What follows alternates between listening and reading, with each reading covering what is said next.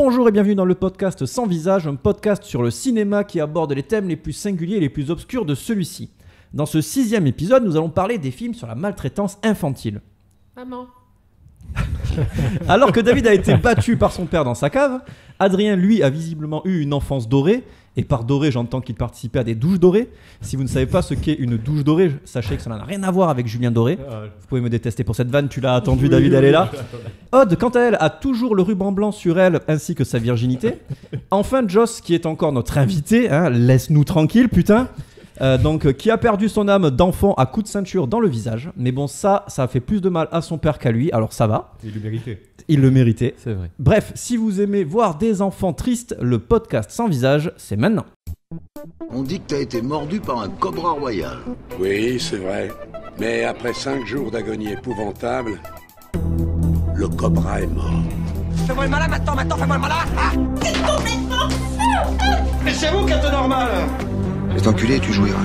On traite pas les gens comme ça. T'es tellement douce que même le sel a le goût du sucre avec toi. Je suis Drawer et je suis actuellement avec Aude. Bonjour. Avec David. Salut. Adrien. Salut, ne me frappe pas. Et Joss. Squalala. Arrête de venir, Joss. Qu'est-ce que tu fais encore ici ? Vous avez laissé la fenêtre ouverte. C'est ça, toi, du coup, tu rentres. On a laissé la chatière ouverte. Eh bien, maintenant que ça fait 3 fois sur 6 que t'es là, est-ce qu'on peut dire que tu fais partie de l'équipe ou pas ? Eh bien, écoute, je fais partie à mi-temps de l'équipe. Très bien. Donc 4 un épisode sur 2. Voilà, c'est très ça. Bien. On va faire l'alternance. Donc nous allons commencer par la première rubrique de notre émission où j'ai imposé 3 films à mes chers collaborateurs et collaboratrices. Là, je suis obligé de dire collaboratrice parce que t'es là, Odin, c'est vraiment chiant. Non mais t'es pas obligé. Ouais, ça va, je peux te mettre dans tout ce qui est masculin. Allez. Très bien. Ouais. On va garder ça alors. Donc il y avait un film des années 30, un film des années 80 et un film d'après 2000. Et cette rubrique, comment elle s'appelle, Joss ? Elle s'appelle... Est-ce que quelqu'un sait le nom de cette rubrique, putain ? Oui, je connais. Ça vient d'Ali G et ça s'appelle Impose ton style. Bravo. Ça y est, je fais partie de l'équipe. Oui. 2 mots. Impose ton style. Ça fait 3 mots, ça. Et viens pas me chipoter là-dessus. Ton, c'est pas un vrai mot, ça teubé. C'est une liaison pour attacher les 2 autres. Donc du coup, je propose de commencer toujours par le plus vieux film, qui est Poil de carotte de 1932 de Julien Duvivier, qui est noté combien sur IMDb ? Oh merde, j'ai absolument pas regardé. Oh putain, t'es qu'une merde. Je vais dire un 7.2. Ouais, mais c'est pas un jeu, c'était une Le podcast est foot. Il est noté 7,4. Ah, oh. Mais c'est quand même une bonne estimation. Qui nous fait le pitch de Poil de carotte ? Allez, Joss, je me tente. je t'en supplie. Pour mon premier pitch de l'univers. Alors, voici Poil de carotte, un petit enfant qui vit chez ses parents, monsieur et madame Lepic, et on va le suivre pendant ses vacances d'été. Le problème, c'est que Poil de carotte déteste ses parents, il trouve que son père le délaisse et que sa mère est une mégère qui le maltraite. Voilà, et ainsi que son frère et sa sœur qui sont pas très sympas non plus avec lui. Alors qu'en vrai, sa mère, c'est pas du tout une mégère, c'est une grosse pute. Oui. C'est différent. On y reviendra plus tard, mais spoiler, oui. Très bien, merci pour ce pitch. Et qu'as-tu pensé du film, du coup ? J'ai pas aimé. Ah bon ? Non, mais disons que j'avais dit au précédent, quand il avait annoncé ça va piquer 1932, c'est vrai que la réalisation elle est un peu datée, quoi, tout simplement. Mais non, ce qui me gêne surtout dans ce film, il y a un bon rythme, hein. Très honnêtement, moi je trouve que pour un film de 1932 en tout cas, on se fait pas forcément chier. C'est juste que je trouve que déjà en termes de sévices corporels, dans mes souvenirs, j'avais lu le bouquin et ça allait un peu plus loin. Je trouve que dans le film, je m'attendais à un petit peu plus de maltraitance. Finalement, le gamin souffre, mais 1932. 1932 et voilà. Mais voilà, donc si tu veux, je trouve que c'est un peu léger au niveau. C'est sûr, si tu voulais qu'il se prenne un pied de chaise dans le cul. Ouais. Non mais si je me souviens bien quand même, elle lui fait dans le bouquin, sa mère lui fait manger son caca. Ah, vraiment ? Mais oui, dans une soupe, dans une petite soupette. Depuis, je ne mange plus de soupe. On sait jamais. Pas mal. Elle flottait du coup ou elle coulait le... Je ne te dirai rien. Faudrait pas. Tu manges plus que la soupe en fait. Mais du coup, tu as lu le bouquin ? j'ai lu le bouquin, mais j'étais, si tu veux, vraiment, j'étais gamin. Donc, mais c'est un passage vraiment qui m'était resté, quoi. Donc voilà, et je ne regarde plus jamais une soupe comme avant. Voilà. Pour terminer, le père joue bien. Je crois que c'était d'ailleurs un bon acteur de l'époque, et ça se sent. Vraiment, il a une présence incroyable. Henry Ball. Voilà. Par contre, la mère. Au secours. Mais après, dans le film, de manière générale, on est dans un surjeu quand même. Ah ouais. Non, oui, bien sûr. Même le gamin. Hein, moi, j'ai été voir quelques avis quand même parce que des fois, j'étais pas certain de moi. Enfin, j'ai aucune référence par rapport à 1932, si tu veux, en termes de film. Et certains disaient que le gamin jouait bien, d'autres vraiment qui surjouaient. Moi, personnellement, j'y arrive pas, quoi. Il y a des gamins aujourd'hui qui jouent moins bien que ça quand même. Ah oui, clairement. C'est vrai. C'est pas toujours évident, mais bon. Et alors, par contre, il y a un accent. Ah oui, l'accent, on parle comme ça. Paul de carotte. C'était bienvenue chez les ch'tis poils de carotte, quoi. On a un extrait audio d'ailleurs pour ça. Ah mais tout à fait. Mais oui. Il faudra laisser parler ton cœur, être affectueux. Dès que tu apercevras ton papa, tu lui sauteras au cou. Sauter au cou de Monsieur Lepic? Mais oui, quoi, c'est pas le clocher. J'aimerais mieux sauter dans la rivière. Pourquoi? Si je sautais au cou de Monsieur Lepic, il croirait que je veux le mordre. Et il me repousserait en me disant « Poil de carotte, tu me montes sur les pieds !» Il t'appelle poil de carotte? Bien sûr, c'est Madame Lepic qui m'a donné ce surnom à cause de la couleur de mes cheveux. Ils sont blonds. Alors qu'il est blond, quoi. Madame Lepic les voit rouges, elle a de bons yeux. Putain, mais déjà en noir et blanc, impossible de checker la couleur. Ah oui. Parlons il a aussi... des taches de rousseur. Mais ces taches de rousseur, mais elles sont faites au stabilo, elles sont dégueulasses. Au feutre. C'est la séquence un peu qui met en place, on va dire, l'intrigue, le pitch de départ, quoi, tu vois. Oui. Voilà, il aime pas ses parents, il le dit pourquoi, etc. Voilà. Ouais, Et il aime bien ses parents quand même. il aimerait être aimé par ses parents. Ouais. Oui. Il en a peur en fait des deux par contre. Ouais, c'est ça. Ouais. Et il y a eu aussi un petit problème au niveau de la technique, c'est 1932, et le problème c'est, pour moi, une grande partie du film se déroule en extérieur. Or, vous avez remarqué que les voix sont redoublées. Oui. Et du coup, j'ai l'impression de regarder, tu sais, ces sitcoms américaines mal doublées du dimanche après-midi. Ouais. Parce que du coup, et c'est con parce que c'est bien les voix des acteurs, mais du coup, tu as l'impression de regarder un film. Je me suis dit, merde, j'aurais dû le regarder en VF, quoi, tu vois. Enfin, en VO. Mais ils n'avaient pas tellement le choix à l'époque. Oui, bien sûr. Le à bruit l'époque, des machines. La captation, c'était difficile, quoi. Voilà, donc un film. Peut-être à voir si pour le côté historique, mais vraiment il y a peut-être mieux à voir pour moi. Et encore en plus, ça c'était la version non muette. Oui. Parce qu'il y avait une version muette en 1925 si je me trompe pas. C'est ça, de Duvivier aussi. Là, c'est ça. Ça c'est un remaster, quoi. Ouais. David, qu'as-tu pensé? Mais moi j'ai bien aimé ce film parce qu'il a été fait en 1932. Ça faut le savoir. 32. Il est en version espagnole. Switchez-le. Paul de Caroto. Il a été fait en 1932. Et je trouve qu'il a assuré en réalisation. Bon, à part des montages où il a coupé vraiment à l'arrache, quoi, à des moments. C'est vrai. On avait l'impression de regarder une version de caméscope. C'est ça. Bon, après, malgré le jeu d'acteur théâtralisé, mais je pense qu'avant, c'était vraiment théâtralisé. C'est la norme. C'est la norme. Donc la mère, je trouve qu'elle joue bien. Le fils, je trouve qu'il joue bien. Et le père aussi, quoi. Tu vois, malgré ça, tu vois, la mère, j'ai envie de lui foutre une grosse tarte dans la gueule. Et si je veux lui foutre une grosse tarte dans la gueule, c'est parce que le contrat est rempli, ouais, voilà. Et après, non, c'était un bon petit film de 1932 que ça m'étonne que t'aies aimé ce film. Ouais, c'est vrai. Ouais. Tu es toujours étonnant. J'étais parti pour me faire chier à la base. Alors, c'est peut-être pour ça. Du coup, j'ai suivi le gamin et j'ai bien aimé le début, le milieu et la fin surtout. Et voilà, quoi. À voir. Tout le film en fait. Non, mais tout le film, ouais, je me suis pas fait chier du tout, quoi. D'accord, ok. Ouais. Cool. Aude? Ouais, bah Joss a dit beaucoup de choses déjà, merci.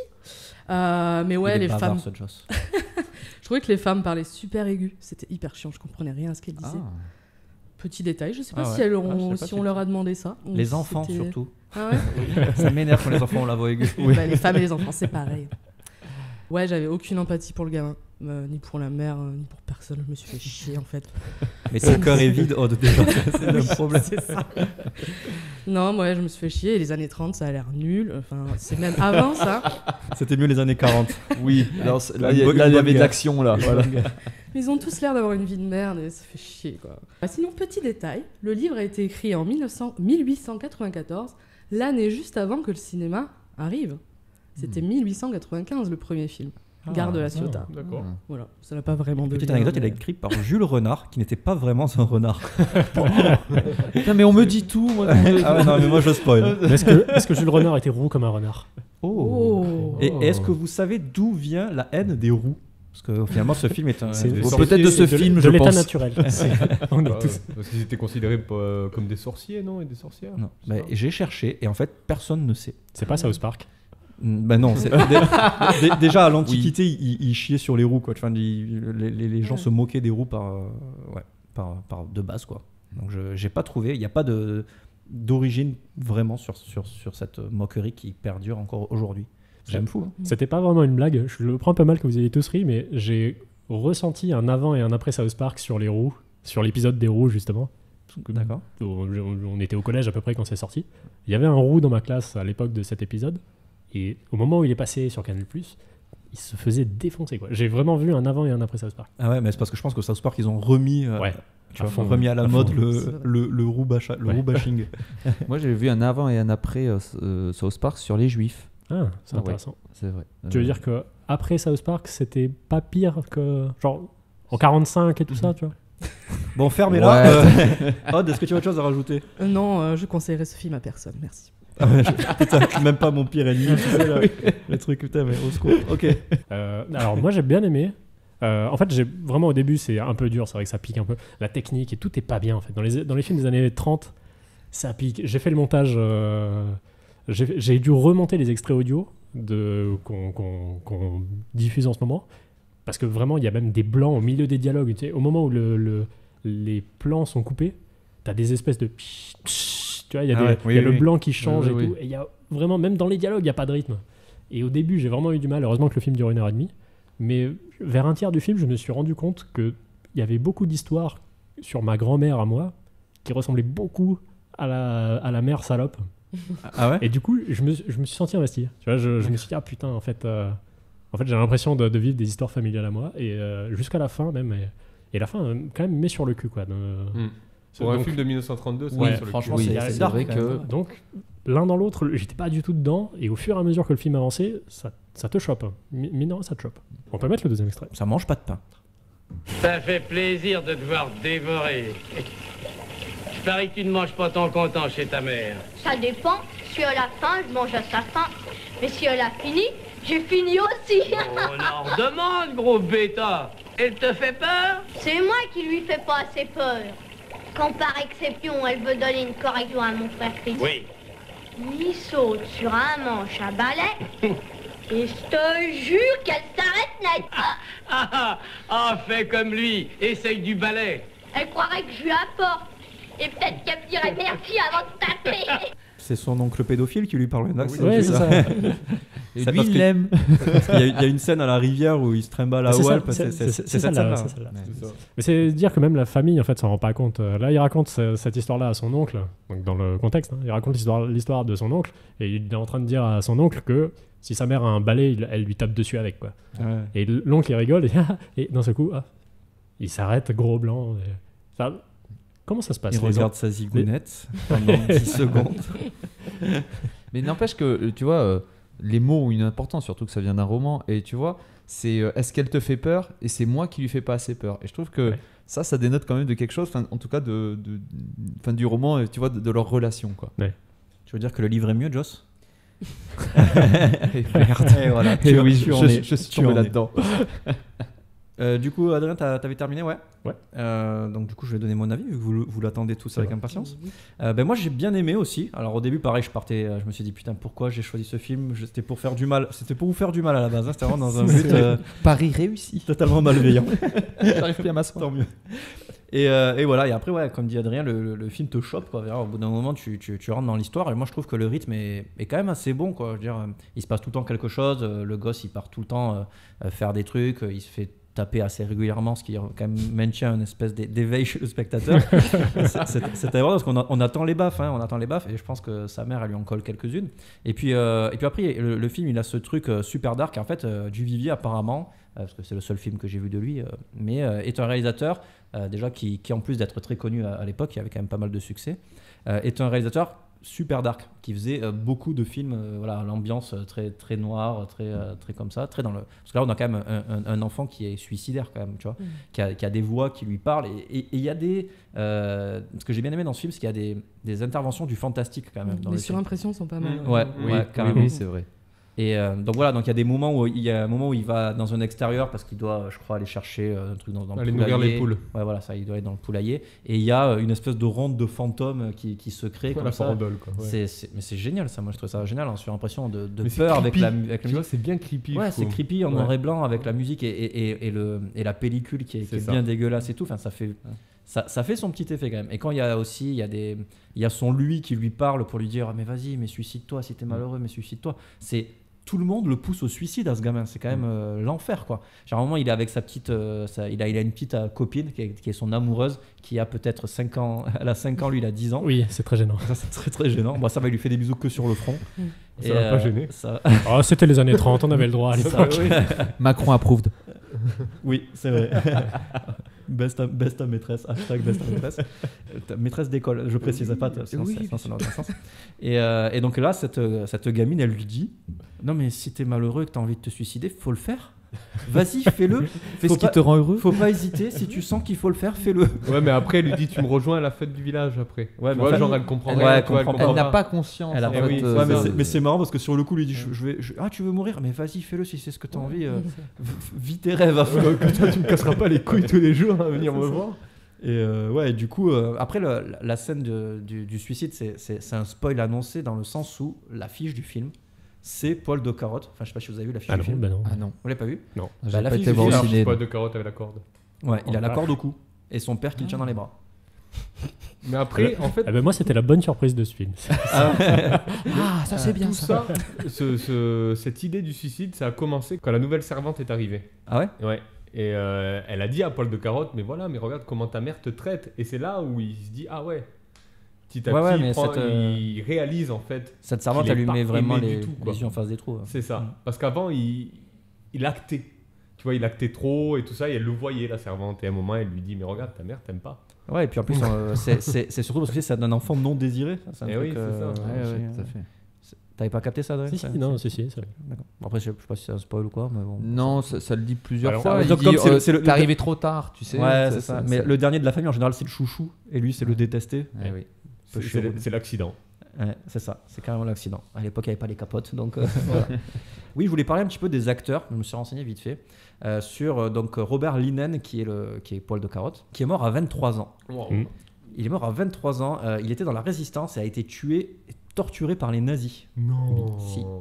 Voilà, il est mort en 44, un truc comme ça. Et aussi un truc un truc un peu plus funky, à part d'être buté par les nazis, c'est que c'était un homme à femme et qu'il niquait un maximum de gonzesses. Finalement, il a bien vécu. il disait dans les interviews qu'il se tapait toutes les figurantes des films dans lesquels il jouait, quoi. Il les niquait toutes. Voilà. D'accord, mais après il s'est fait buter quand même. Oui, après, comme quoi il y a une justice. Le karma. Merci les Allemands. C'était mon fun fact, j'avais la citation entière et elle vaut le coup, cette citation. C'est clair, c'est excellent.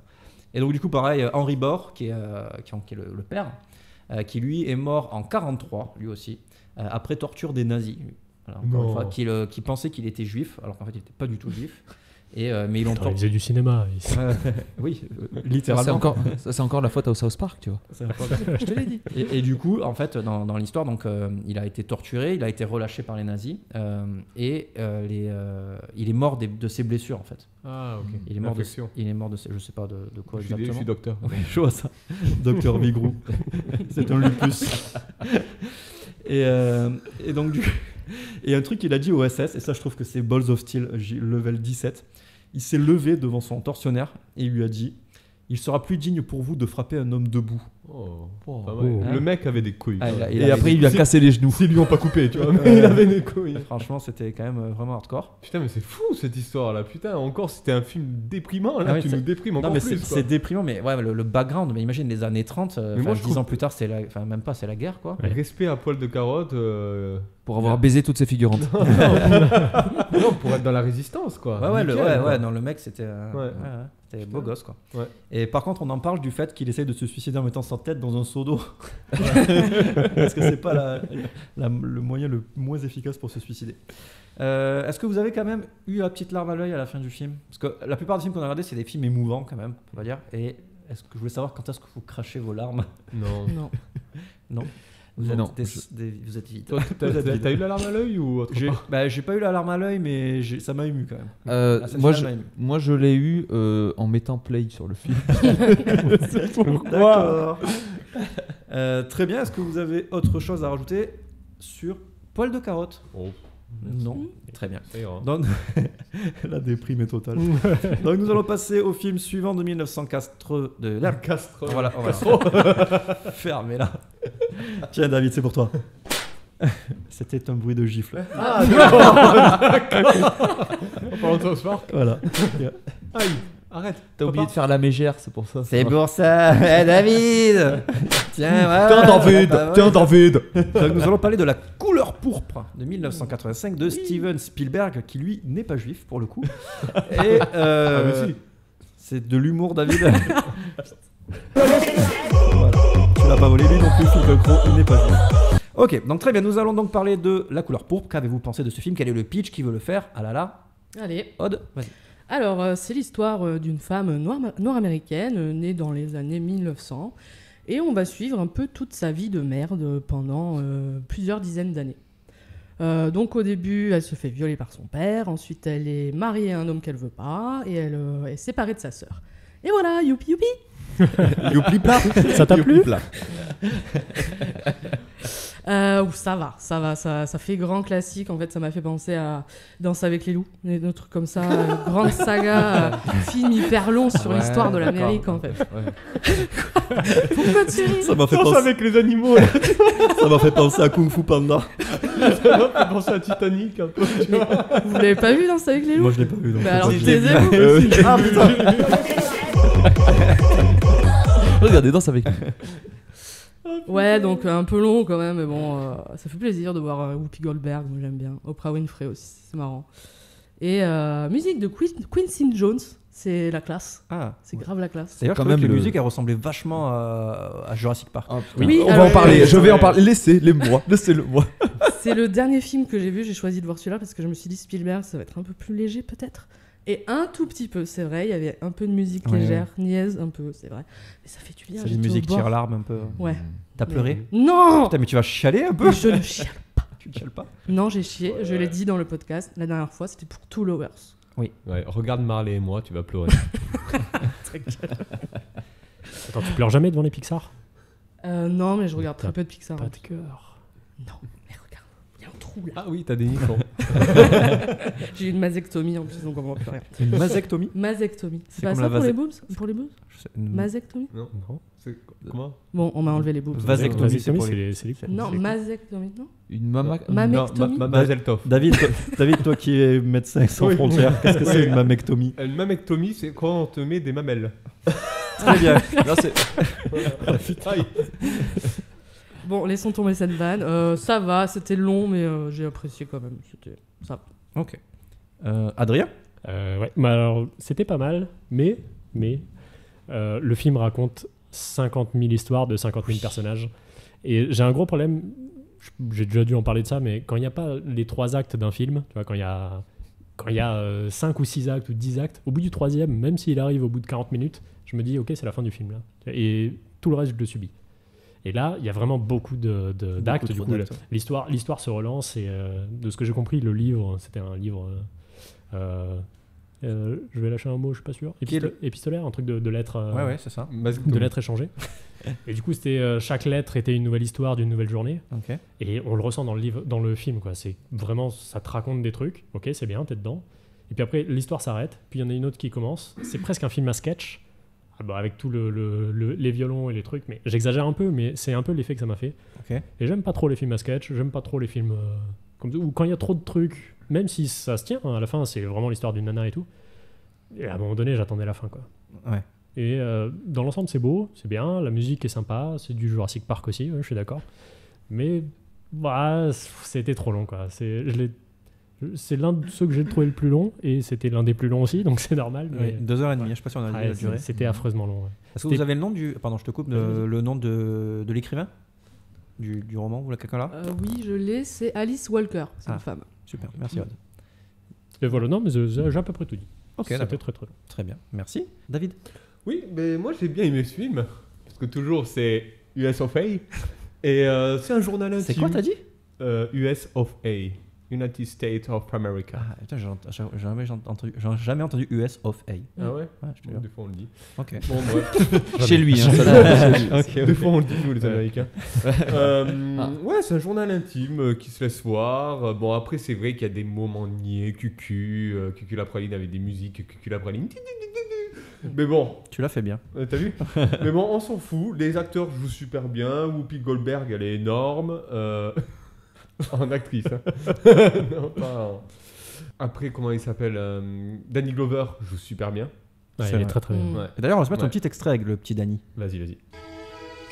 Et est-ce que tu la bats? Non, pas. Et tu veux qu'elle t'obéisse? Les femmes, c'est comme la marmaille. Faut toujours montrer qui c'est qui commande. Et pour faire comprendre, il n'y a rien de tel qu'une bonne raclée. Voilà. Et il a pas tort. Mais après. C'est vrai. Un message informatif pour tous les auditeurs. Mais après, j'attendais qu'ils disent je suis trop vieux pour ces conneries. Oui, c'est ça. Ouais.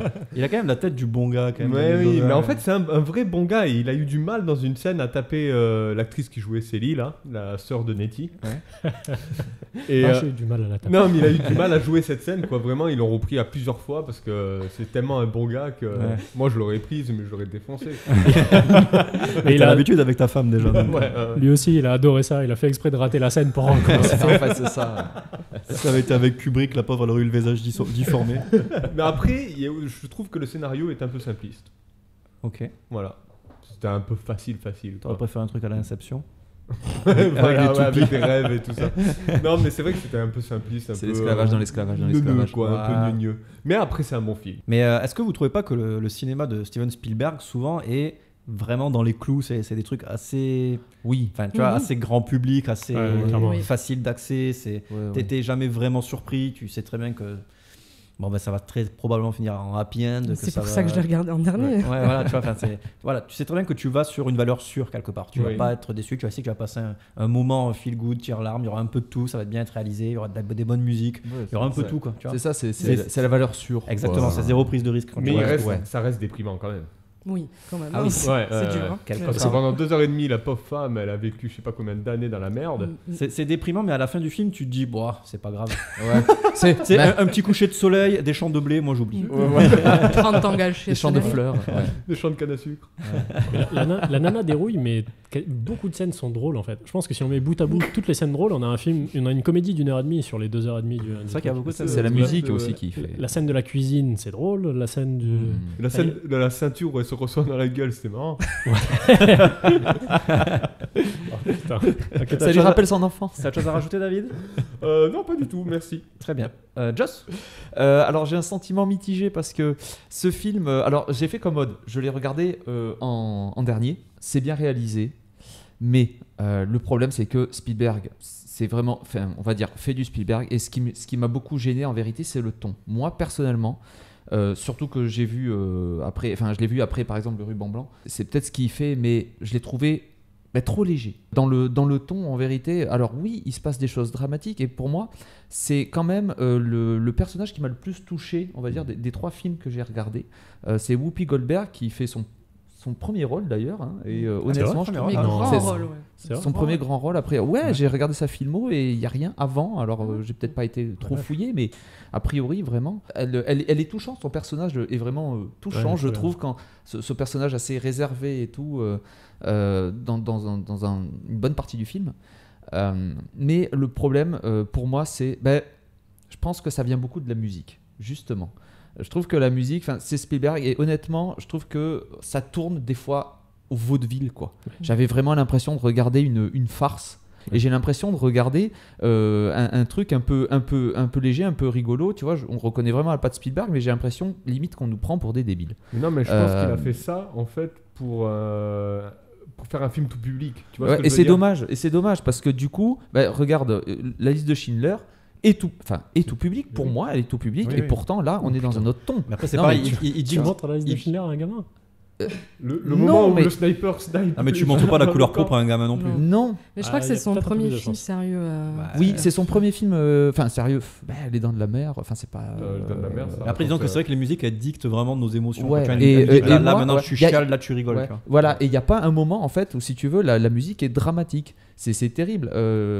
Voilà. Et j'avais vraiment l'impression. Par contre, je suis désolé, mais je sais pas si ça vous l'a fait, mais moi j'ai trop la musique de Jurassic Park en tête. Et quand je l'entendais, pour moi, je regardais Jurassic pourpre. Tu vois. Oh, il a préparé sa blague. Ah non, pas du tout, c'est pas noté. Oh là là, on applaudit Joss, s'il vous plaît. Merci. C'était écrit. Bon, pour résumer, le film traite d'une part de la maltraitance infantile, mais pas seulement. Et des dinosaures. Oui, exactement. Non, en vérité, quand j'ai noté, attends, je vais retrouver mes notes, mais j'ai commencé à dire, donc on prend des, enfin là, c'est ça, ma phrase, j'avais dit vraiment, on prend des gros sabots, tu vois, pour dénoncer l'emprise des blancs.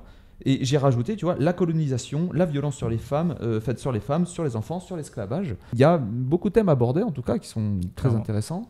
Le film se suit, honnêtement, et c'était quand même... mais c'est terrible à dire, mais du coup, pour moi, c'était limite un bol d'air pur. Je regardais comme je mange un bonbon. Il y a plein de couleurs partout, il y a de la musique guillerette, tu vois. Ouais. Alors que quand même, on regarde un film sur l'esclavage, elle vit une vie de merde, il faut le dire, quoi.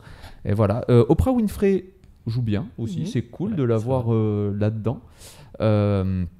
Voilà, et j'ai pas grand chose à dire de plus. Oui, je recommande ce film, mais pour moi, j'en ressors malheureusement pas avec un. J'aurais préféré, tu vois, de limite sortir un peu plus mal de ce film. Non, mais c'est vrai. Et finalement, du coup, tu t'es un peu détaché, tu vois, de ce qui lui arrive, quoi. Tu fais, mais oui, elle a été tapée. Et tout le monde rigole, tu sais. Vraiment, il y a des moments où ils sont en famille, elle se fait frapper, et puis les gens rigolent limite comme si de rien n'était, quoi. Et voilà. Donc, on va s'écouter un petit extrait. Ouais. Tout de suite. Je voudrais marier votre Nettie. Il me faut quelqu'un tout de suite. Ah, il n'y a personne chez moi qui s'occupe des gosses. Et moi, j'ai la ferme sur les bras. Je la soignerai bien, votre Nettie. Je peux pas vous la donner, ma Nettie. Elle est trop jeune. Je peux vous donner ma Célie. C'est l'aînée, d'ailleurs. À elle de se marier d'abord.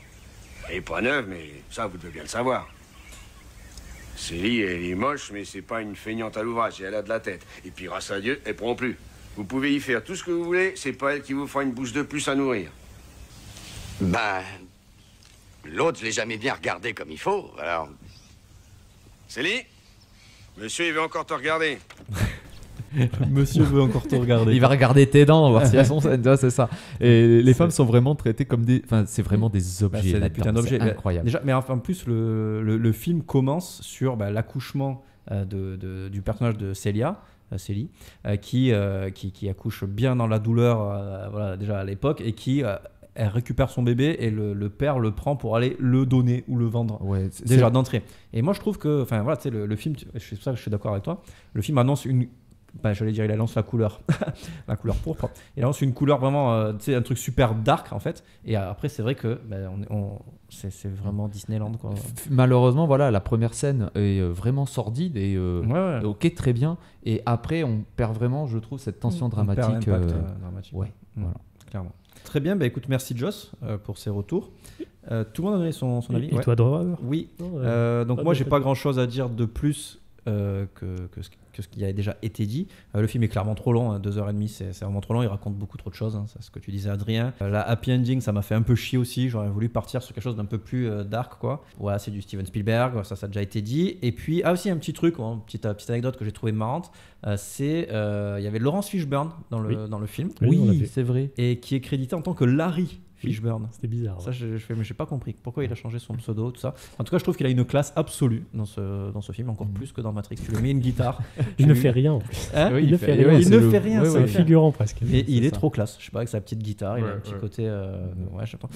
Et j'ai adoré. Ouais, c'est vrai. Et j'ai adoré la scène finale en fait où il y a le gospel, l'espèce de gospel final où ils rentrent dans l'église et qu'ils commencent à chanter tous ensemble. Je trouve ça vraiment stylé. Mais ça fait un peu, je trouve, forcé comme trait. C'est forcé, allez, on va faire, parce qu'il faut faire cette scène, tu sais. Un climax merveilleux. Bien sûr, c'est le climax merveilleux, c'est la parade, c'est la Disney parade, tu vois. Ouais, c'est ça. Mais ça marche parce que en même temps c'est un film, c'est un film de Spielberg, donc c'est what did you expect, tu vois, j'ai envie de te dire. Et quand t'as ça, tu le prends quoi. Tu vas pas râler. Tu regardes du Spielberg si tu t'attends à voir autre chose que des trucs un peu mainstream, tu l'auras pas clairement. Et donc voilà, moi j'ai trouvé que c'était quand même plutôt pas mal. Et c'est un film qui est quand même vachement musical, outre les musiques de fond. À l'intérieur du film, il y a beaucoup de musiciens.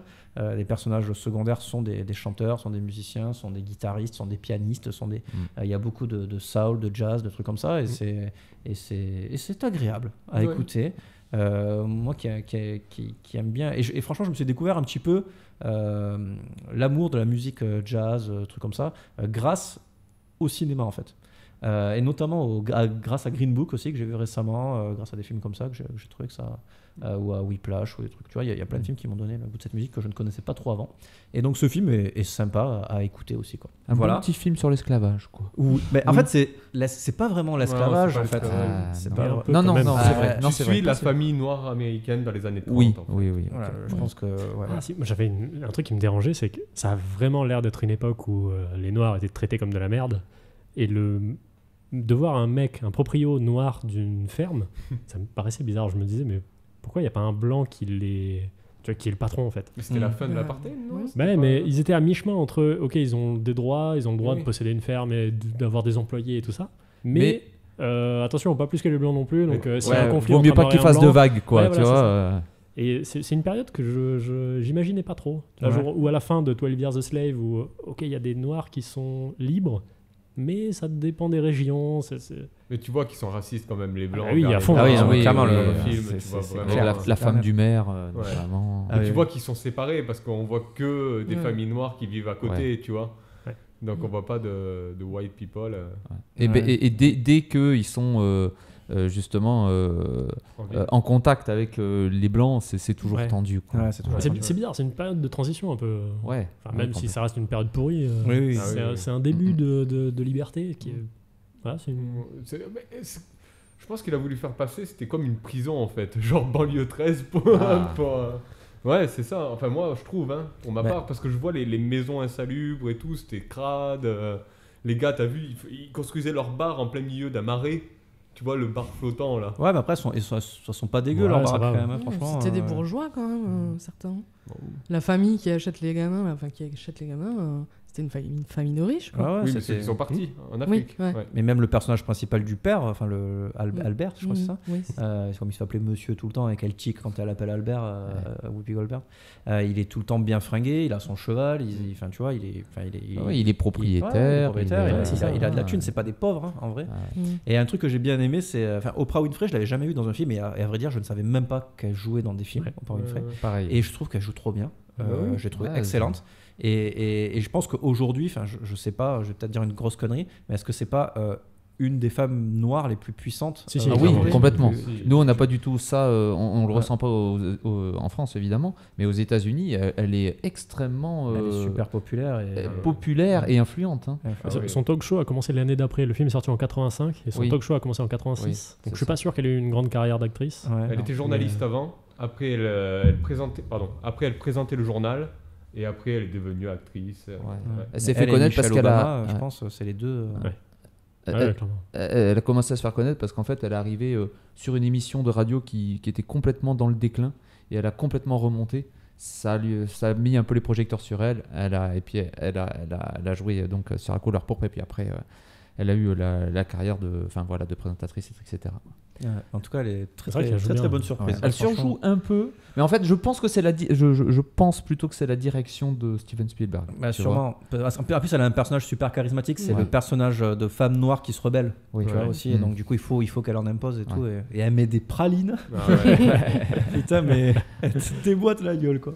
Mais les mecs, ils font des vols quand t'as vu c'est dans le bar quand elle met une patate. À un moment, il y a un mec, il fait un vol de 2 mètres. Ah non, c'est la meuf. C'est la meuf qui fait un vol de elle fait un slide de 2 mètres et elle tombe dans les douves, quoi. C'était super drôle. Très bien, mais écoutez, est-ce que vous avez autre chose à rajouter sur la couleur pourpre? Des fun facts. Des fun facts. Allez, allez-y. Alors, dans le rôle de Shug Avery, c'était la chanteuse. Whoopi Goldberg voulait que ça soit Tina Turner. Et Tina Turner a refusé. Ok. Et finalement, la chanteuse, c'est quelqu'un de connu? C'est une chanteuse, une vraie chanteuse, mais c'est pas elle qui chantait les chansons du film. Ah ouais? Ouais, ça a été doublé. What the fuck? Ouais, ouais. C'était bizarre. Ouais, c'est un truc de ouf. Putain, c'est ouf. Il devait être deg. Ouais, c'est clair. Après, lors du tournage, Amy Irving, la femme de Steven Spielberg, a accouché de leur enfant pendant l'accouchement du film. Pendant la scène de l'accouchement. Ouais, pendant la scène de l'accouchement du film. Est-ce qu'ils ont donné le bébé Ils l'ont vendu 5 €. Oui. Et voilà, après je vous ai dit que Danny Glover a eu du mal à jouer la scène quand il vire sa sœur. Il y a un truc qui m'a surpris sur Danny Glover, c'est que le film date de... Le film date de 85 et en 86, il y a L'Arme Fatale. Ouais. Mais au début de La Couleur Pourpre, on dirait qu'il a 30 ans. Danny Mais c'est ça. Et dans L'Arme Fatale, il est à la retraite et on voit, c'est un vieux. Ça, c'est la magie du cinéma. C'est incroyable. La magie du maquillage, je crois. Après, on le voit vieux et tout. Enfin, tu vois, il y a un maquillage. Je pense qu'il a été rajeuni en fait, parce que oui, dans L'Arme Fatale, il a été rajeuni, clairement. Et le rajeunissement, il est fabuleux. Il est trop bon. C'est vrai. Il marche bien. C'est clair. Mais il a une bonne tête de psychopathe quand il est à l'église et qu'il regarde Nettie ou Céline. Je l'ai noté, hein, il a un enfin, on dirait le clown McDonald, tu sais, il est là et puis il bouge pas, tu sais, son visage, c'est. Moi, il me rappelait le Black d'une nuit en enfer. Ok. Je me rappelle plus qui c'est. Mais en tout cas, c'était très dur quand même de décrocher de l'image du good guy Danny Glover. Très bien, mais du coup, on va passer au troisième et dernier film qui est Le Ruban Blanc de 2009 de Michael Haneke. Qui est noté combien? Ah d'ailleurs, on n'a pas dit combien il était noté, la couleur pourpre. Vous avez ou pas? Moi, je dis un petit 7,2. Moi, je vais péter un 8, tu vois, parce que je crois que les gens l'ont bien aimé. Eh ben, vous irez vérifier parce que je ne l'ai pas noté. Mais par contre, j'ai noté Le Ruban Blanc. On va savoir, il y a un manque de travail sur cette rubrique. Le Ruban Blanc qui est noté, allez-y, essayez de faire votre pronostic. 6,2. Non, c'est une palme d'or, ça va être du 8. Ouais, moi, je vais taper un 7,7. C'est un 7,8, bravo. Oui. Et donc oui, effectivement, c'est un film qui a eu la Palme d'Or à Cannes en 2019, qui a été remise par Isabelle Huppert, qui était membre du jury. En 2019. En 2009, j'ai dit 2019 ouais. Pardon, 2009, évidemment. Et donc, de quoi ça parle, Le Ruban Blanc, Adrien? Alors, c'est l'histoire d'un village en Allemagne, juste avant la Première Guerre mondiale. Dans lequel, c'est un village, il y a des événements un peu bizarres. Ça commence par un médecin qui se fait renverser de son cheval par un câble tendu piégeux, quoi, comme dans Maman j'ai raté l'avion, qui le fait tomber. Et donc le mec se blesse, et puis on se demande qui a mis le câble, etc. Et il y a de plus en plus d'accidents bizarres comme ça dans le village. Et voilà, c'est à peu près tout. Hein. Donc c'est un village franciscain, je crois, j'ai vu ça sur le résumé. Okay. Donc c'est très religieux, il y a plein de figures d'autorité comme ça. C'est presque une comment dire, pas une monarchie, mais tu vois, il y a vraiment le chef du village, le baron, qui dirige tout le monde, et il y a une grande figure d'autorité dans ce village, et il y a un mystère de qui c'est qui fout la merde. Qui c'est qui fout la merde. Et bien sûr, pour raccrocher au thème, tous les enfants se font défoncer la gueule, parce que c'est l'Allemagne des années 10, et à cette époque-là, on frappe les enfants. Oui. Et de manière plutôt déglingante, quoi, j'ai envie de dire. Ils y vont à coups de verge. Oui, c'est le premier truc que j'ai noté. Des coups de verge. Des coups de verge. Et oui. Alors pour ceux qui ne connaissent pas, la verge est un bâton. Et le nom d'un bâton avec lesquels ils tapent les enfants. Alors, je préférais ma version. Parce qu'il y a des dialogues où il disait il a les fesses en sang à force de grands coups de verge. Et aussi, on appelle des coups de trique aussi. Oui. Ouais, le bâton, c'est aussi la trique. Donc, c'est que des. Mais le mot de la bite vient de la verge. Enfin, le bâton était nommé en premier. Et la trique aussi. Ah, je sais pas. L'œuf ou la poule, la verge ou la bite. La trique ou la bite. On ne saura jamais. Donc, donc c'est un film qui se passe, tu disais, en 1913. Ouais. Donc juste un an avant la guerre. Et ça aura son importance. Qu'as-tu pensé du film, Adrien? C'est un peu dur à dire. Objectivement, je pense qu'il était bien. Mais c'est typiquement le genre de film où quand t'as pas envie de le voir, tu passes un très mauvais moment pendant 2h30. Et t'avais pas envie de le voir. Et je l'ai regardé un peu forcé parce qu'il fallait enregistrer cette émission, mais Ouais, vraiment, j'ai vraiment lutté. Il y a quand même 2 ou 3 moments de grandiose. Je pense qu'on va parler de ces scènes-là. Genre le médecin qui est absolument fabuleux dans l'ignoble. Ah oui. Le mec. On va mettre un extrait avec le médecin. Ne me regarde pas avec cette air ahuri. Ce n'est pas que tu t'y prennes mal, mais je ne peux plus avec toi, c'est tout. Pour dire la vérité, tu me dégoûtes. Tu veux bien terminer ton travail maintenant, s'il te plaît? J'ai pas envie de passer la nuit ici. Mais qu'est-ce que je t'ai fait? Mon Dieu, tu ne m'as rien fait, qu'est-ce que tu racontes? Tu es laide, tu as la peau fripée et flasque, tu es négligée et puis tu as très mauvaise haleine, ça te suffit? Voilà, ramasse tes dents. Ah oui, et ce n'est que le début. Hein, parce que il faut le contexte. Elle était en train de le sucer, puis à un moment donné, il dit bon, t'arrêtes maintenant. Tu me dégoûtes, t'es dégueulasse. Et ça dure 5 minutes. Il la défonce pendant 5 minutes. Mais après, la mauvaise haleine, c'est à cause de son ulcère aussi. Ah oui, c'est qu'elle est Sucer malade. les vitres, peut-être. Donc on sent qu'il y a du vécu chez David, il y a un truc. Quoi, je pue de la gueule? Oui, mais toi, c'est pas à cause de l'ulcère, c'est vraiment à cause des bites. Toi. C'est tout, Adrien? Ouais, oui, du coup, franchement, j'étais pas dans le film. Mais je reconnais quand même que le film est magnifique, la photo est magnifique. Il y a des moments de... Voilà. Alors là, j'ai envie de ressortir un extrait d'un épisode où tu dis, parce que j'écoute les épisodes 4 fois à chaque fois, où tu dis, moi, si tu mets une belle photographie, je suis heureux. Oui, mais il n'y avait pas de belle musique. D'ailleurs, t'avais promis de le baiser. J'avais dit, j'avais dit qu'il fallait de la belle musique. Et là, il n'y avait pas de zéro musique. musique. Pas de musique du tout. Et c'est des Allemands. J'aime pas trop les Allemands. On peut dire ça? Je sais pas si on peut dire ça. À cause de quoi? Bon. David, qu'as-tu pensé du film? Alors, ce film... Ah, qu'en dire de plus? Faut pas le regarder heureux, déjà. Parce qu'après, il te met en dépression totale. Ouais, mais malheureux, après, tu peux te pendre et c'est bon, c'est quoi. Ça. Mais si t'as pas un père qui te rattrape, après, c'est la merde. C'est ça. Après, bon, je comprends pourquoi il a tourné en noir et blanc. Déjà qu'il est dépressif, en noir et blanc, c'est encore plus dépressif. Les enfants jouent bien, il y a de belles images. La première partie est chiante à souhait. Ah, tu te fais chier dès la première partie. Mais la seconde partie, ça commence à avoir un peu plus de trucs. Tu vois que le médecin, c'est un gros psychopathe, le baron, c'est un fils de pute. Tu vois, tu commences à voir vraiment les vrais visages des gars, tu vois. Et tu fais, ah ouais, ok, ça part bien en couille, j'adore. Et du coup, j'ai bien aimé la deuxième partie de ce film, ouais, parce que ça insère quelque chose, quoi. Ah oui, dans la deuxième partie, ça insère pas mal des enfants aussi. Ouais. Et du coup, mitigé sur ce film. Vraiment mitigé. Très bien. Voilà. Aude?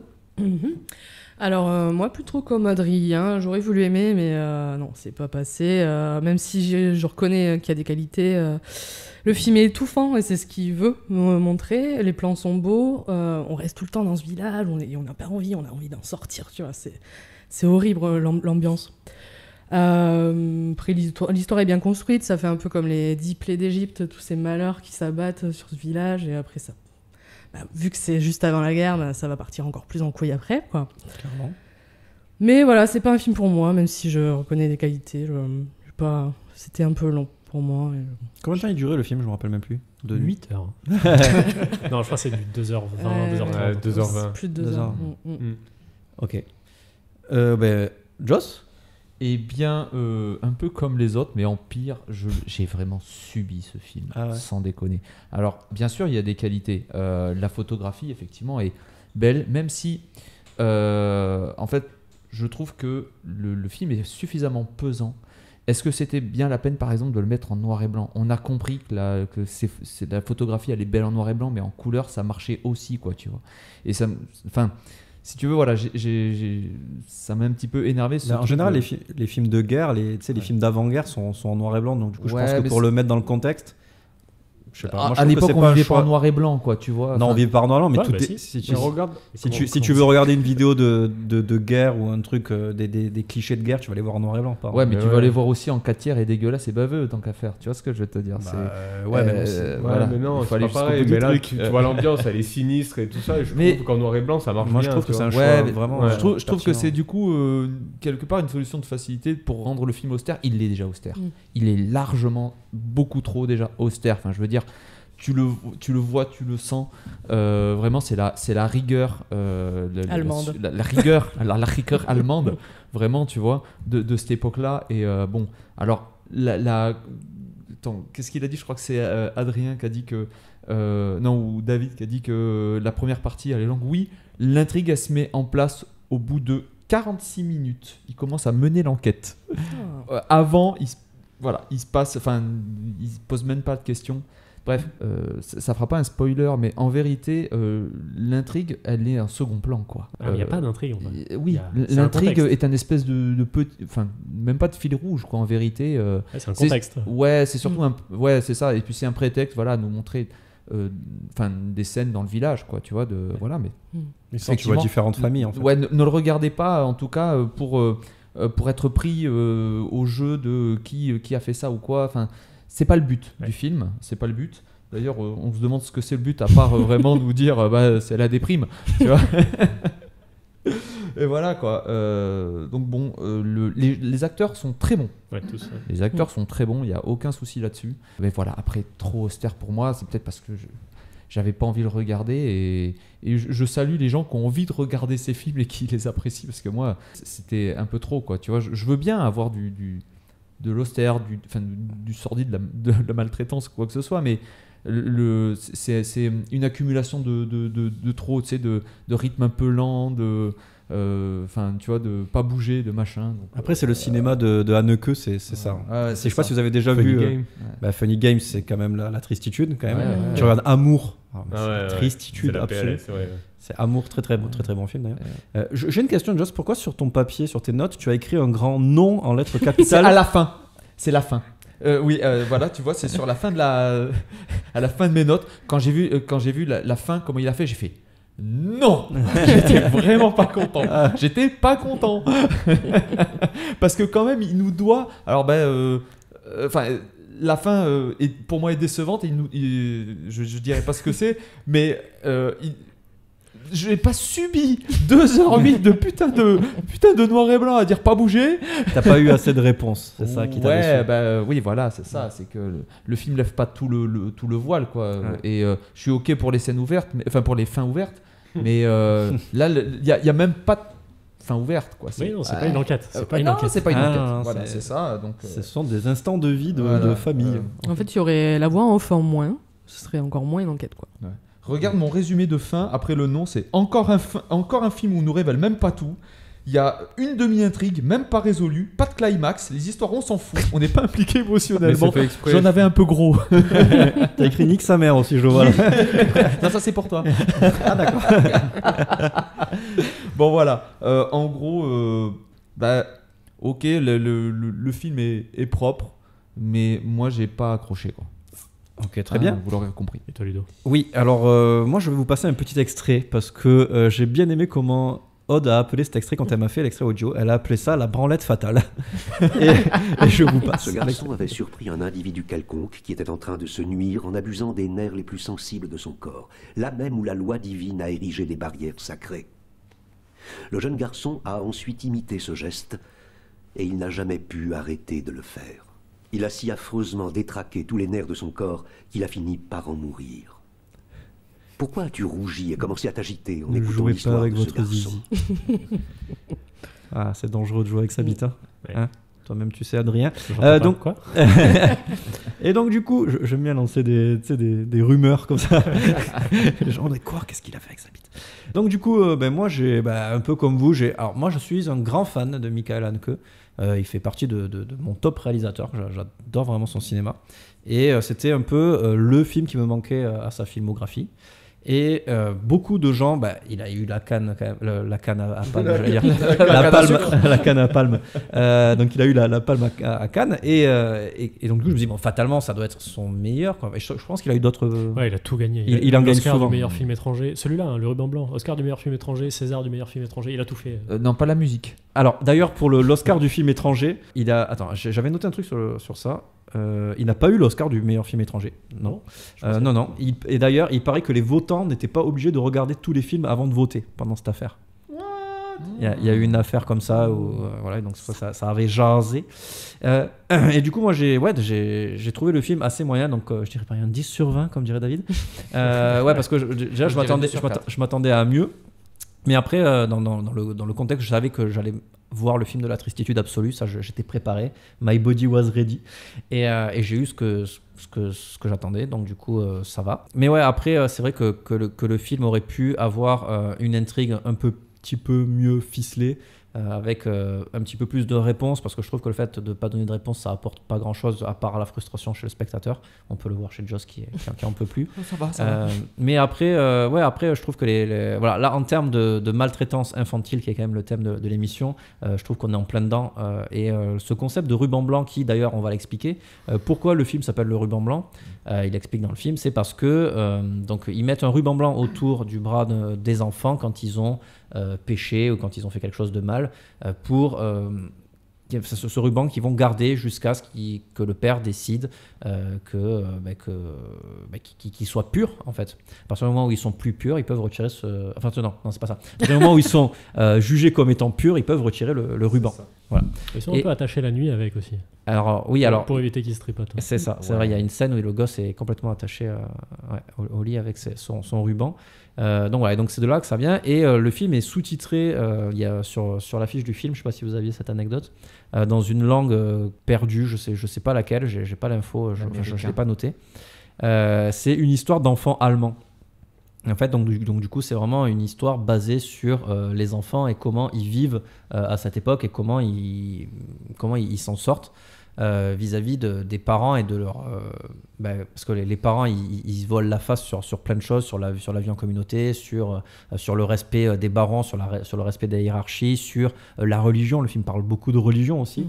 Il y a une scène qui est formidable de crucifixion d'oiseaux quand même.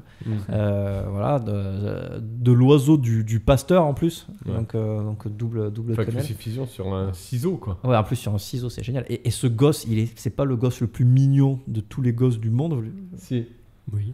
Non. T'avais envie de le taper ? Non, j'avais envie de l'adopter. J'avais envie de le sauver. Juste pour les auditeurs, il y a une scène où le pasteur s'est fait assassiner son oiseau, un oiseauticide, quelque chose comme ça. Oui. Voilà. et son gamin, enfin un de ses gamins, de ses nombreux gamins, qui a quelque chose comme 4 ans, vient lui offrir un autre oiseau qu'il avait récupéré. Et la scène est super touchante et lui-même est touché. Et c'est rare d'ailleurs dans le film de le voir touché. C'est vrai. J'avais peur qu'il salisse ce moment, le père. Parce que le père, c'est un peu un enfoiré. Ouais, et au moment où le gamin lui offre son oiseau, parce que c'est lui. Je me suis dit, putain, il va se passer un truc, il va lui mettre une tarte, ou il va faire de la merde. Mais en fait c'est ça. En fait, le père, il a l'éducation religieuse à la dure, tu vois, à la extra dure même. Mais il fait ça quand même pour le bien de ses enfants. Il veut que ses enfants soient de bonnes personnes plus tard. Est-ce que c'est ce qu'on appelle sévère mais juste ? Je sais pas. Très sévère. Trop sévère. Un peu juste. Il y a un truc un peu tacite auquel on pense forcément à la fin du film, c'est que les gamins dans les années 10, c'est ceux qui ont 30 ans dans les années... C'est les nazis. Oui, mais c'est un prémis sur le nazisme. C'est totalement ça, ce film. Ces enfants, c'est les futurs nazis, c'est ça. C'est un peu ça. Ils ont créé les propos. C'est le prémis sur le nazisme. C'est totalement ça, tu as bien raison. Ouais, il peut y avoir de ça, clairement. Ah oui, carrément. Et, mais après, moi, je trouve que le film, c'est quand même un film anti-religieux aussi. Et c'est ça que j'ai bien aimé. Enfin, genre, clairement, tu vois que tout ce que la religion apporte de pire dans l'éducation, dans le savoir-vivre en communauté et compagnie, quoi. Enfin, c'est super sale, quoi. Ça, en plus des classes sociales, quoi. Tu vois, il y a différentes classes sociales, mais en plus, la religion amène un surplus de couches d'horreur, quoi, dans leur vie de tous les jours, qui est déjà assez dur, sachant qu'il doit en plus se trouver de la bouffe. Il y a les champs à aller récupérer, aller faucher, tout ça. Enfin, c'est vraiment la vie à la dure, quoi. Est-ce qu'on peut spoiler ou pas? Non. Putain, mais parce qu'il a besoin. Pour non, que j'explique. aucun film n'a besoin d'être spoilé. Parce que le sixième sens à la fin. Dans ce film, les personnages adultes n'ont pas de nom. Voilà, ils ont tous, ils se font juste appeler. J'avais pas remarqué non plus, je l'ai lu après sur internet. Ils sont appelés par Baron, par le médecin, par l'instituteur, machin. C'est Jean-Louis Trintignant qui fait la voix off française. De l'instituteur, donc qui est, voilà. Et il jouera donc plus tard dans Amour en 2012. Donc il s'est fait pote avec Anneke. Voilà. Pour l'anecdote, on va dire sur les autres films, aurez-vous remarqué que comme le mois dernier, on était dans la même période, années 60-70, tu vois, sur une période de 10 ans, là, notez bien que les films se déroulent à peu près à la même période. Et tu remarqueras encore, une fois, un traitement différent et puis des nationalités différentes. Hein, la France, les États-Unis et l'Allemagne. Mais tu vois, on a des gens, on va dire, contemporains les uns des autres. Hein, voilà. C'est vrai. Très juste remarque, c'est le même univers. C'est ça, c'est l'univers. Tristesse universe. Maltraitance universe. Voilà, l'univers de la darkness. Et est-ce que j'ai... Alors, c'est pas est-ce que j'ai une question pour vous. Savez-vous ce qu'est le prix spécial œcuménique? Ça se passe à Cannes. Il y a un prix œcuménique. Qu'est-ce que c'est que le prix rapport avec œcuménique? la religion. Tout à fait. Ok. Tu es en plein dedans. Non, mais tu es dedans. Voilà. C'est ça. Tu es dans la religion. C'est la première fois qu'on me le dit. Amen. Donc en gros, c'est un prix qui est décerné pour les films qui parlent de religion. En fait, pour la plupart du temps. Il y a un prix de l'œcuménique, c'est ça? Il y a un prix œcuménique. Il y a un prix œcuménique qui est, en fait, c'est pas vraiment que des films qui parlent de religion, mais en tout cas, le jury est composé de chrétiens, voilà, qui sont engagés dans le monde du cinéma.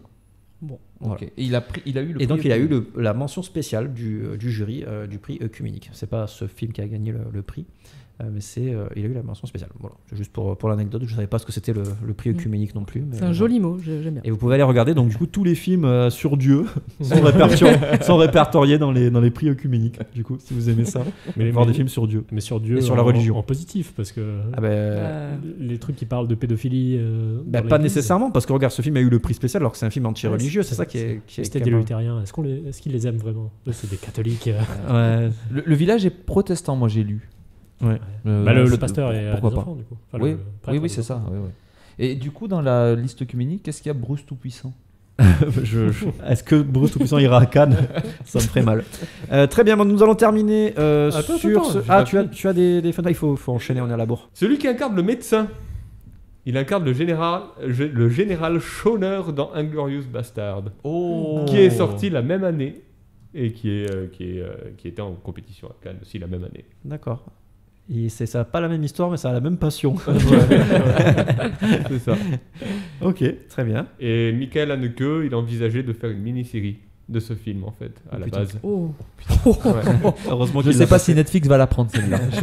Mais du coup, il s'est dit non, c'est trop cher, je vais faire un film. D'accord, ok. Voilà. Et pourtant, il tourne en noir et blanc, hein, alors ça ne devrait pas coûter très cher. Très bien, on va écouter. Merci David. Nous allons passer maintenant au quartier libre. Oui. C'est seulement quand on a tout perdu qu'on est libre de faire tout ce qu'on veut.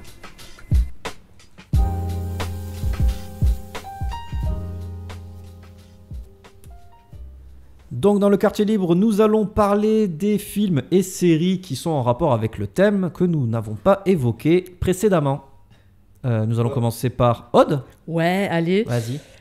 Moi, je viens de regarder The Act. C'est une série qui vient de sortir là en 2019, plateforme Hulu. Et la première saison, ça va être une série d'anthologie a priori. La deuxième saison n'est pas encore validée, mais la première saison, ça parle d'une mère qui a une fille handicapée. Et en fait, la maltraitance, ça va être de trop bien s'en occuper, si on veut. Donc c'est très très différent. Mère poule, quoi, c'est ça. Ouais. C'est vrai que le mère poule, ça peut être super intrusif. Oui. Ça va vraiment très très loin. En plus, c'est tiré d'un fait réel. Je vous laisse déguster ça. Redis-nous le nom. The Act. The Act. Okay. The Act. Et si vous aimez les trucs malaisants, tout ce qui était inceste dans Game of Thrones et ce genre de trucs, vous allez adorer ça. T'as le documentaire. L'amour à sa cousine, c'est très très gênant. T'as le documentaire aussi, je crois, sur Netflix de Didi là. Ouais, Didi et Gypsy Blanchard. Mais c'est une maladie qu'elle avait la mère. C'est pas qu'elle s'occupait trop en fait de son enfant. Ça s'appelle le syndrome de Munchausen. C'est ça. Munchausen. Mais je laisse découvrir, tu vois, le truc. Très bien. Autre chose. Ça aussi, ça vient du nazisme. Tu peux en dire plusieurs parce que c'est David qui a découvert le mois dernier qu'on pouvait en dire plus d'un dans le quartier libre. Sinon, un classique, James et la pêche géante. Un classique, James et la pêche géante. Pas du tout classique. Dans les grands classiques. Qu'est-ce que t'as dit? C'est un Disney, excusez-moi. Non, tu parles des classiques Disney. Qu'est-ce que c'est que cette merde? C'est pas parce qu'il y a marqué classique sur le DVD que tout de suite. Collection classique. Le film de Louis, quoi. James et la pêche géante. C'est un petit garçon orphelin qui se fait accueillir par ses tantes méchantes et il va rencontrer, on va dire, une sorte de sorcier et en gros il va emménager dans une pêche géante. Waouh. C'est le même mec qui a fait Monsieur Jack, l'étrange Noël de Monsieur Jack. Ouais. C'est Tim Burton. Non, c'est Henry tu veux dire Henry Selick. D'accord. Henry Selick. Voilà. Ok. Ben, on n'ira pas voir ça. Merci Aude. C'est un film pour enfants. Ok. Joss. Dans les classiques Disney, attention, vous voulez du sordide, vous voulez de la maltraitance infantile, vous allez la voir. Oui. Et des bons films. Je vous conseille un film français, le film Police. Avec 2 S. Ah oui. Avec Joe Star. De Maïwenn. De Maïwenn, tout à fait. Et c'est un film donc qui suit une brigade de protection des mineurs. Oui, c'est ça. Ouais. Voilà. Et donc avec tout un quotidien, il n'y a pas vraiment, on va dire, d'histoire. C'est plus un film à sketch, comme dirait Adrien. Mais voilà, plus des séquences comme ça du quotidien de la brigade. Et là, on voit le sordide. Avec, il y a aussi des moments touchants. Il n'y a pas que ça, tu vois. Mais là, je trouve qu'on a un film, voilà, qui touche du doigt vraiment le sujet. Le pire mot, quoi. Et j'espère qu'elle ne sera pas coupée au montage. Bref, et qui nous divertit et qui est à la fois touchant, très émouvant, mais dans les deux sens du terme. Vraiment, on fait des hauts et des bas. Et le deuxième, qui est un film pas pour tout le monde, mais là, je vous défie de trouver plus sordide à part dans le... Enfin, je crois que c'est du moins 16 ou du moins 18, et pourtant. Et c'est un film de Pasolini, de 1976, si je crois. Ah putain, salaud. Ouais, salaud. Salaud. Et là, là, on parle pas de 10 coups de verge, là. Ah oui. Il y en a 120, non ? On parle de... Oui, c'est ça. Puisque c'est c'est on va dire, la transposition du film de Sodome et Gomorrhe, enfin Et tu l'as vu ? 120 jours, mais je l'ai vu, bien sûr. Et je n'ai pas lu le bouquin, mais il paraît qu'il faut pas le lire. Non, il paraît que c'est l'enfer. Ma copine sur l'a Terre. lu et c'est vrai que c'est affreux, c'est affreux. Ouais. Mais voilà, et attention, on a le sordide, mais on n'a pas que ça. On a une dénonciation en vérité c'est un film sur la dénonciation du fascisme italienne, tout à fait. Voilà. Et là, alors les images sont très très dures, mais là, voilà, là on a quelque chose qui touche vraiment au fond Choisis tes mots, Joss. Oui, c'est ça. Non, mais là ils prennent trop cher. Enfin, là c'est à base de scatophilie, de bien sûr. Non, mais là le torture. film, voilà. Là on est dans le fond. Et pourtant, moi, je juge que c'est vraiment un bon film. C'est un excellent film. C'est un excellent film et vraiment, effectivement, là, il sera vraiment dur. On n'est pas dans Jurassic pourpre, quoi. Tu vois, on n'est pas en train de rigoler parce qu'ils prennent une gifle, quoi. Tu vois. Ouais, non, c'est clair. Voilà. Et voilà, ce sont les deux. Et déjà, je pense que c'est bien suffisant. Putain, c'est clair que celui-là, il fait mal. Il fait mal. Il fait mal à tout le monde. Et en plus, il est divisé en cercles. C'est un peu comme le Dante. T'as le cercle du caca, le cercle de la douleur, le cercle. Je te jure. C'est bien sûr. Voilà, il y a à regarder en famille. Évidemment. Voilà. Et je terminerai sur cette tirade qui vous donnera envie. Mangia la merda. Mangia la merda. Voilà, celui-là, je pense que tout le monde l'a retenu quand on l'a vu le film. David ? Oui, il y a un film qui m'a particulièrement fait kiffer, c'était Jusqu'à la garde. Jusqu'à la garde, oui, c'est vrai qu'on l'a vu ensemble. Qu'est-ce qu'il y a T'es affalé dans ta chaise. Tu passais sur la route. Là, vous avez pas les images, mais David est affalé dans sa chaise comme un bidochon. Et il s'est relevé. Je sais pas s'il savait encore qu'il était dans une salle avec nous en train de faire une émission. Je sais pas trop. Jusqu'à la garde, qui est pas mal, où on suit la vie d'un gamin où ses parents divorcent et son père est psychopathe et sa mère elle est complètement dépressive et c'est cool, quoi. Encore un petit film. Un film qui a gagné la Palme à Cannes aussi. Oui, il est non, c'est un César. C'est un César. Un César, ouais. Encore un petit film feel good. Ouais, c'est ça. C'est un bon moment. C'est vrai qu'il était pas si mal. Ouais. Ok. T'en as d'autres ? Non. T'en as gardé qu'un. Tu restes sur tu restes sur ta lignée. L'homme d'un film. Je vais en sélectionner 2, 3, j'ai le droit. Allez, 3, vas-y. Il y en a vraiment beaucoup que j'aime en fait. C'est bizarre, c'est un thème que j'aime qui ressort bien. Le film du malaise total, que comme le ruban blanc, t'as l'impression de te faire violer par ton père, tu vois. C'est Mysterious Skin de Greg Araki. Greg Araki. Ce film m'a vraiment mis mal à l'aise. Je n'en dis pas plus. Voilà. Ouais.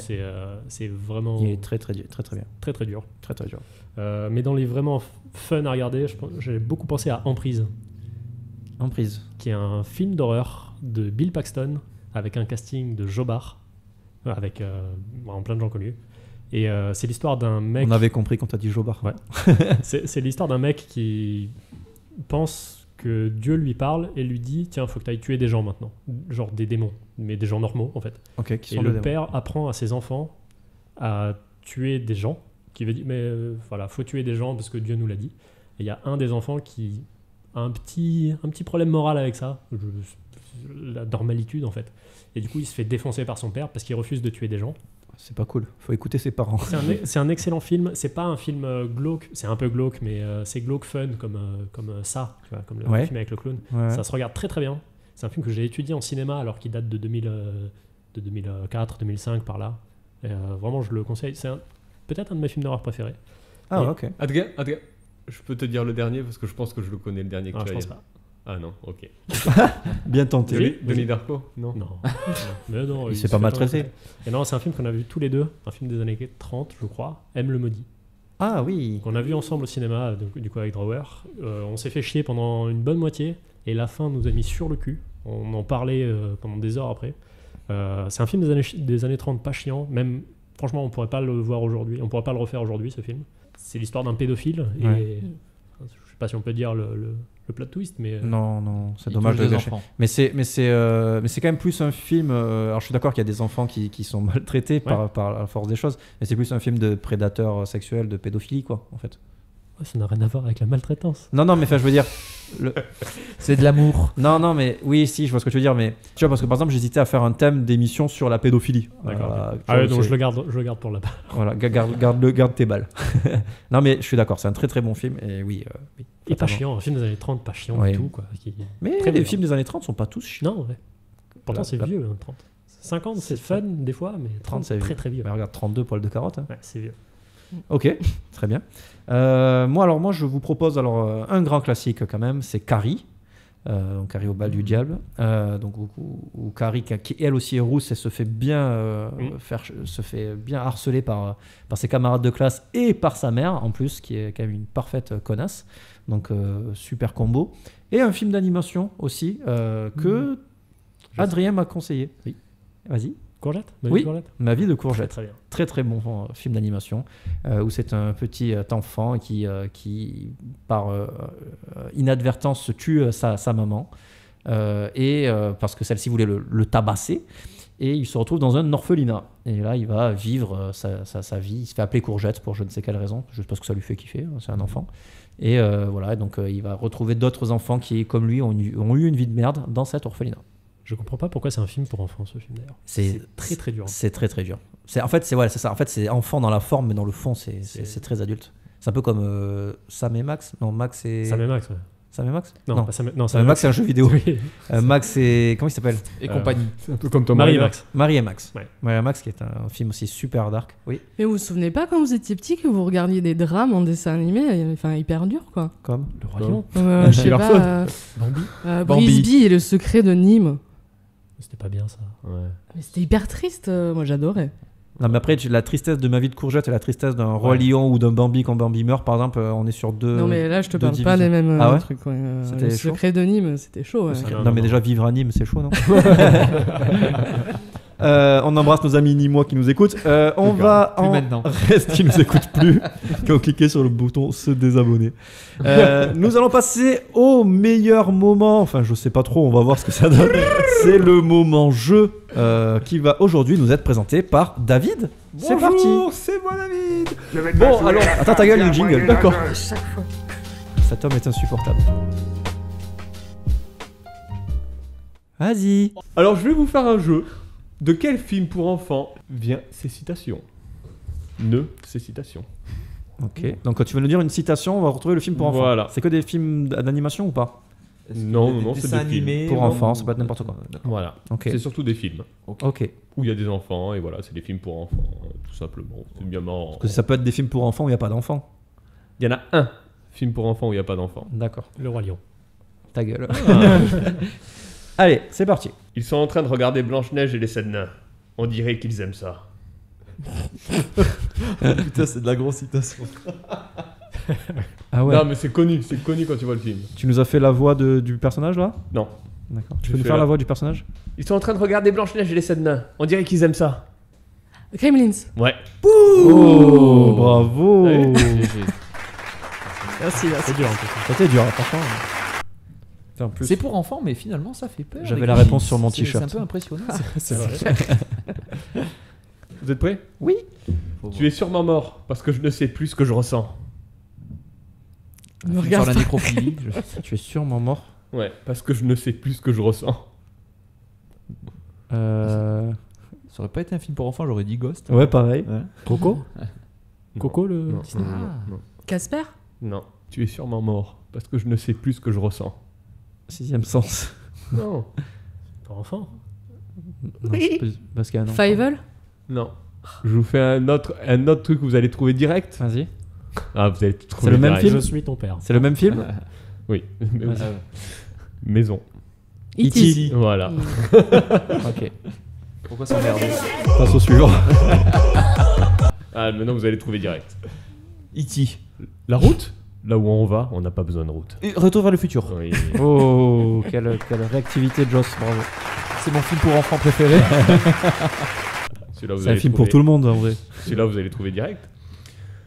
À l'époque, Teddy et moi, on aimait bien marcher dans toute ville. On s'amusait. Ah oui, Roger Rabbit. Oui. Je m'applaudis. Merci Grower pour ta participation. Celui-là aussi, vous allez trouver, il est super facile. Dans la jungle, tu attendras un 5 ou un Jumanji. 8. Oui. Oh, bravo. Merci Adrien.